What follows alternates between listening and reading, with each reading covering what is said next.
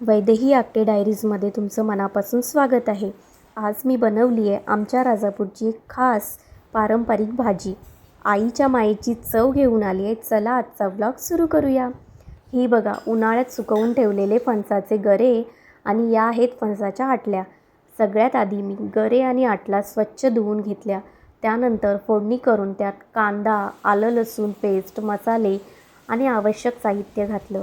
मग त्यात गरे आणि आटल्या घालून कुकरमध्ये छान शिजवून घेतलं आणि ही बघा तयार झाली आमच्या राजापूरची सुगंधी पारंपरिक आणि खूपच चविष्ट फणसाच्या गऱ्यांची भाजी. उन्हाळा आला की आई कच्च्या फणसाचे गरे उन्हात सुकवून ठेवायची आणि फणसाच्या बियांना माती लावून त्या पण जपून सुकवून ठेवायची, कारण तिला माहीत असायचं की पावसाळ्यात फणस मिळणार नाही. ही सगळी मेहनत ती फक्त माझ्यासाठी करायची, कारण ही भाजी मला खूप म्हणजे खूपच आवडते. आज ही भाजी खाताना प्रत्येक घासासोबत आईचे कष्ट, तिची माया आणि तिचा दूरचा विचार आठवतो.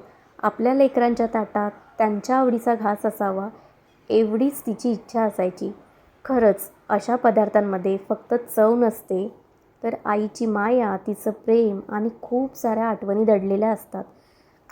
व्हिडिओ आवडला असेल तर चॅनलला नक्की सबस्क्राईब करा. पुन्हा भेटूया अशाच नव्या व्हिडिओमध्ये. धन्यवाद.